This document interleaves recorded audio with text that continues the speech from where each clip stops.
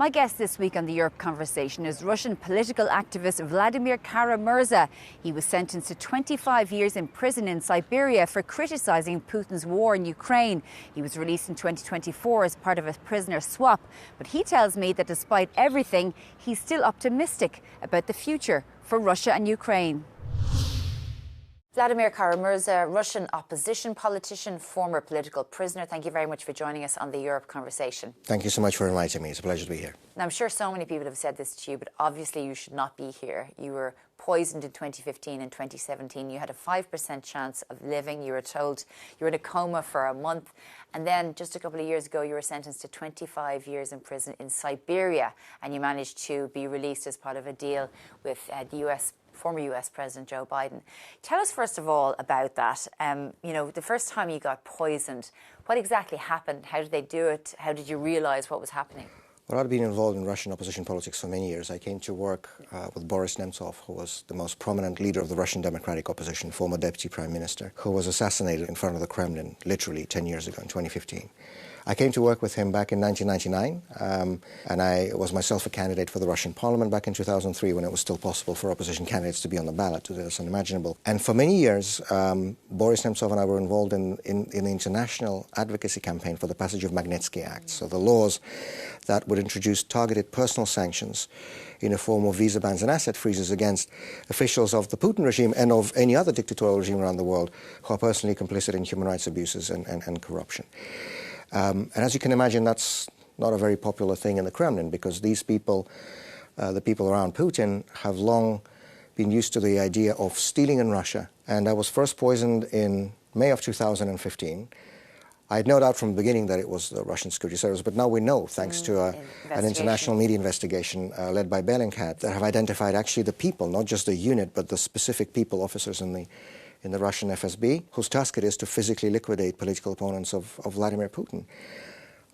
This was May 2015. I was at a meeting with my colleagues in Moscow, and suddenly I felt that I had difficulty breathing.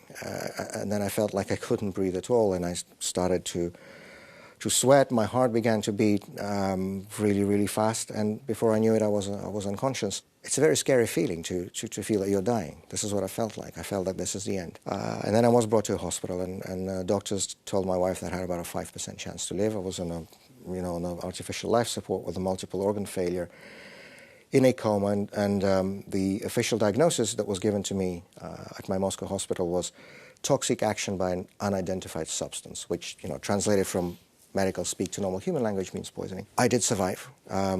The doctors saved my life, and then I had to basically spend a year to learn to walk again, to learn to use a spoon again. I mean, everything was just gone. And then as soon as I was able to, I went back to Russia and resumed my work, but then it happened again in February 2017, the exact same thing, same diagnosis, same conditions. And now, thanks to that amazing Bellingcat investigation, we know of the existence of this special unit within the Russian FSB, the Russian Federal Security Service. And so this is the reality of today's Russia, that there is a special government unit whose job it is to physically eliminate, to murder political opponents of Vladimir Putin. You're outspoken against the corruption and the sort of sanctimony and so on within Russia. And that trajectory has left us to a place where it's impossible to have an opposition politician. People are being poisoned, falling out, being thrown out of windows, assassinated on foreign soil and so on. I mean, how did it get to that point? Was it that the international community ignored Putin? Well, it was shocking and shameful, frankly, the way many Western leaders behaved when Putin came to power. There's this myth that is often propagated nowadays by people both inside but also outside of Russia, very often for reasons of self-justification. And the myth is that there was some kind of an early Putin who was supposedly okay, who believed in reform and modernization and cooperation with the West. And then something went horribly wrong along the way, and now it's this Putin who's doing all these things. Nothing could be further from the truth. Putin was Putin from the very beginning. In fact, I remember very well the day I understood exactly who that man was and what direction he would take our country. On the 20th of December, 1999, this was before he became president, he was still prime minister, he came to Lubyanka Square in Moscow at the former KGB, now FSB headquarters, to officially unveil a memorial plaque to Yuri Andropov, a long-time former Soviet KGB chief, who was one of the people instrumental in the 1956 invasion of Hungary, who was somebody who prioritized the suppression of domestic dissent when he was chairman of the KGB, somebody who embodied everything that was wrong with the communist system. And it is to this man that Vladimir Putin chose to unveil a memorial plaque. In Russia, symbols are important. In Russia, symbols matter. And I had no more questions. He could not have chosen a more potent symbol to signal the direction of his future rule. And just in case anybody had still had questions, in the first year of his presidency, Mr. Putin reinstated the Stalin-era Soviet national anthem as the national anthem of the Russian Federation. What do you think when you hear the likes of US envoy Steve Witkoff praise Vladimir Putin and say, oh, he prayed for Donald Trump when he got shot at during one of his rallies, and that he's actually a good guy? Look, Vladimir Putin, of course, is a former KGB officer, and as he once himself publicly admitted, the favorite part of his job was recruiting people. And to be a successful recruiter, you need to know what your interlocutor, sort of what kind of person he or she is, and you need to sort of get in their trust. And that's exactly what he used when he came to power. George W. Bush was a devout Christian, is a devout Christian, and so when Putin met with him, he told him the story about a cross that his mother had given him that, you know, survived in this massive fire at his dacha and whatever else.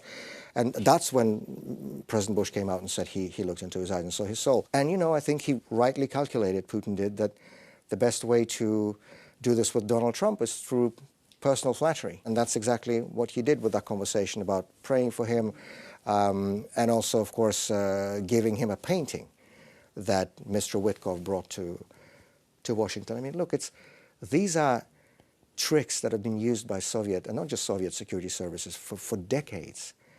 It's incomprehensible to me how serious people can fall for this kind of stuff in the 21st century. So let's look at the opposition, because I know for a long time you are very optimistic about the future of Russia. I mean, I still am. Yeah, that's the thing, because it doesn't look like there's any hope for optimism. Putin is alive and well, because I remember for a long time people kind of thought that he might have cancer and so on. Doesn't look like there's any chance of him being overthrown. Prigozhin sort of tried that and failed. I'm not just a politician, I'm also a historian by my education. And one thing we know very clearly from the history of Russia is that all major political change in our country happens like this. Right. Swiftly, suddenly, and completely unexpectedly. Both the Tsarist regime at the beginning of the 20th century and the communist regime at the end of the 20th century went down in 3 days. Literally, not a metaphor. This is how things happen in Russia. None of us knows when or how change will come. What we do know is that nothing is forever. And everything that had a beginning will have an end. And every dictatorship in the history of the world has fallen.